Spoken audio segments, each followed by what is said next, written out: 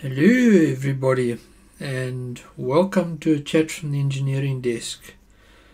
Today we've got something which looks, by all appearances, simple, but it's got some interesting secrets. It is a little traffic light kit.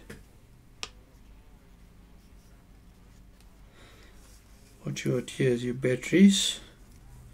Get my pointy thing. Batteries, switch, a current limiting resistor which goes to the common 3 switches, which then switch your red, your yellow and green, yellow, red LEDs. So here's the parts count for it. That's what it should look like in the end. I bought mine slightly similar, but it's okay. Your bill of materials over here. Here's the LED fitment into the head, fitted onto the post. Fit the post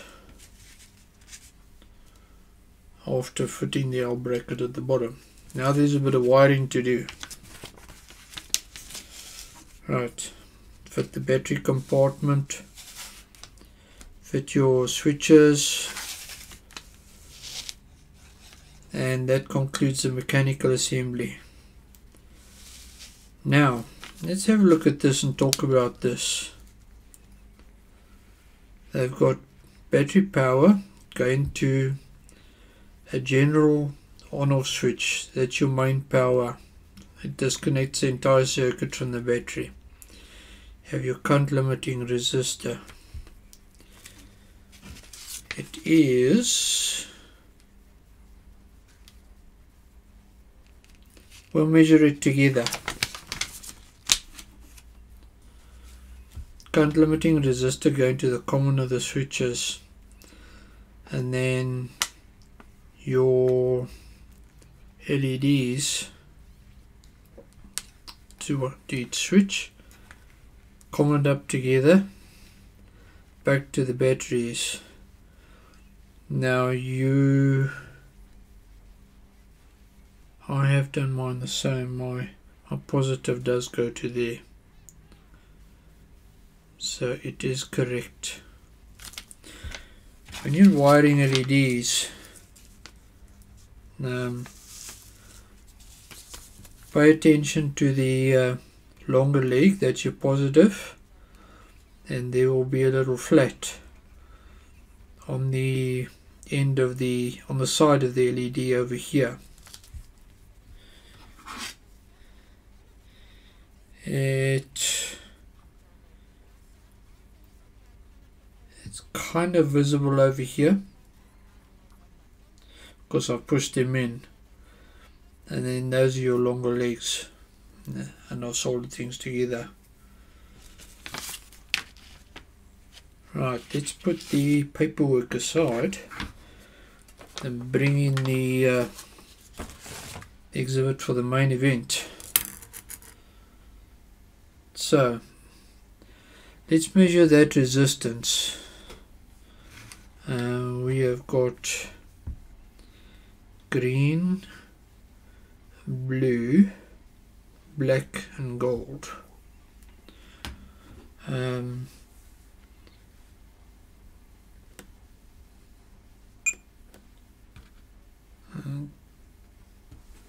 don't know color codes that well off by heart, so we are going to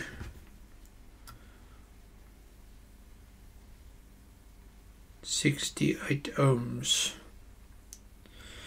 So green is a 6, blue is a 8, and that is a 0 black, so it's 680, 68 ohms. my meter leads have got a little bit of resistance in them. Now what I'm going to do is reattach this to, sorry about that, I bumped the microphone.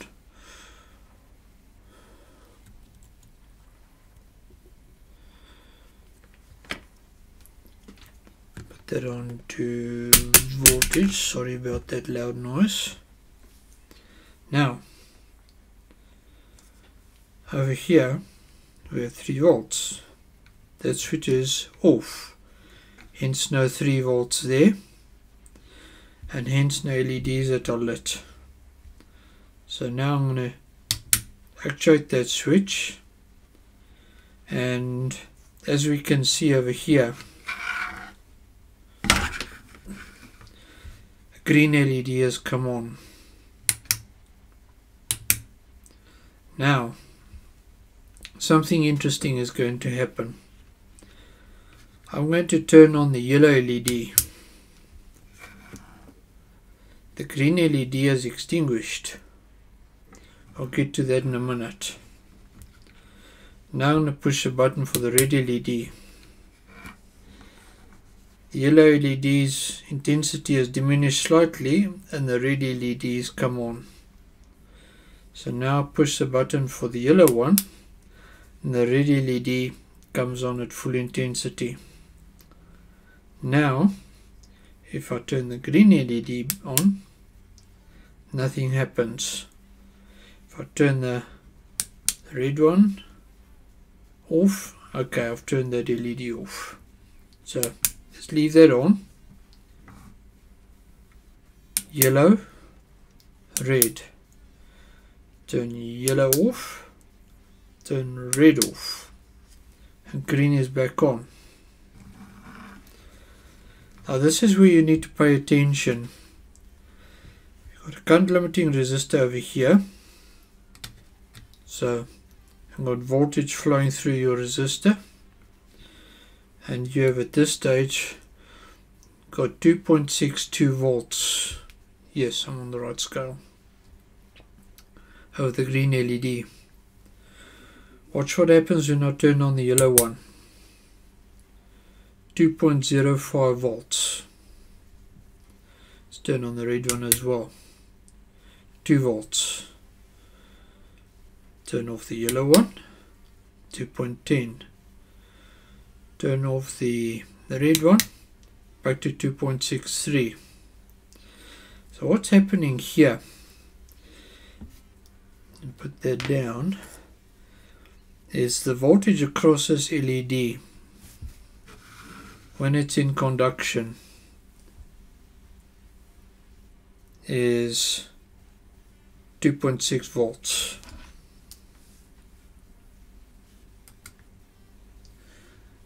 Okay, 2.6 volts when that LED is in conduction. We turn the yellow one on. The voltage across that LED is 2.05 volts when it's in conduction. That means that the voltage is too low for the green LED to go into conduction, so it extinguishes. The red LED similarly operates at a similar voltage. It's called the forward voltage of the LED. And then when you turn them off, the green LED illuminates once again. Now the reason that these voltages change as we close these switches is on account of this current limiting resistor. So if I were to measure the voltage across a current limiting resistor,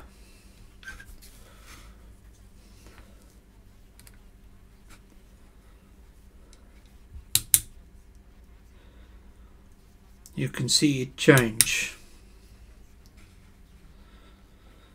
because you can't apply 3 volts directly to the LED, because it needs to operate within a certain current range. We have a resistor that limits the current. Now for giggles, let's bring in a calculator.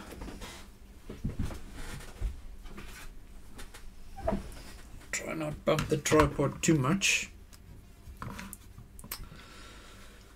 So V squared over R, which is resistance, is going to give us I. So we've got 0.5 volts. So we've got 0.5. Hang on. Square root of 0.5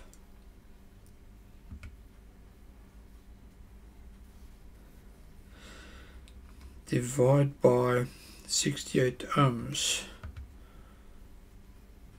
So that's a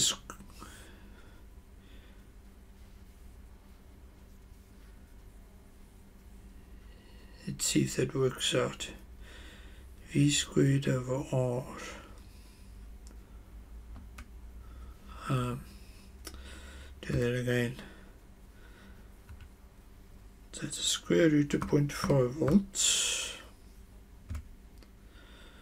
divide 68, hit the equals button this time. It's not liking my formula, so 0.5 divide, actually let's see, so that's a square root of 0.5 divide 68, that's 10 milliamps.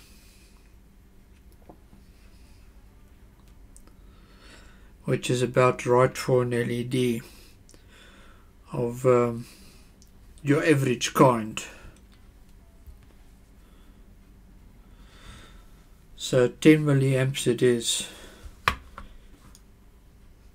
If I turn that on, the voltage drop becomes 1 volt. Let's see what's happening with that. We said 1.06, 1.06, square root 1.06,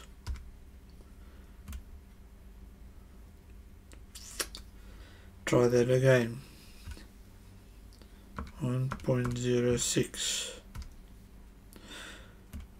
That looks better. Remember to always look at your answers and think about the numbers that you're seeing when you do a calculation. You got to pay attention to what you're doing. So now we're going to divide 68 into that. 15 milliamps.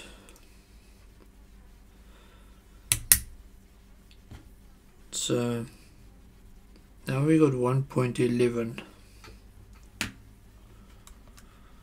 Square root 1.11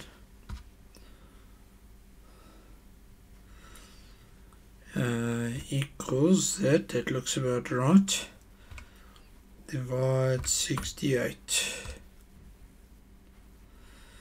Yeah, it's slightly more current, and the current is being shared between the two LEDs. So what you're going to notice is the red one becomes a little bit brighter, and likewise with the yellow one.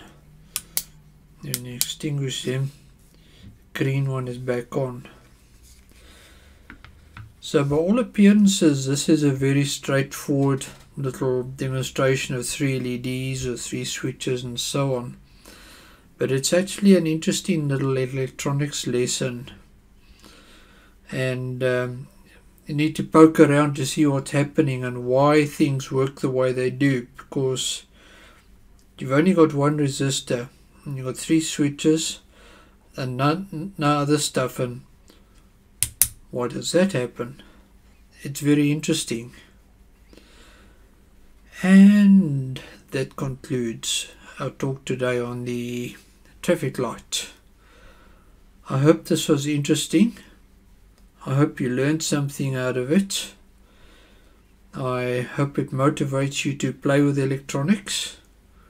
And for the rest, have a wonderful day further. I'll see you for the next one. Cheers.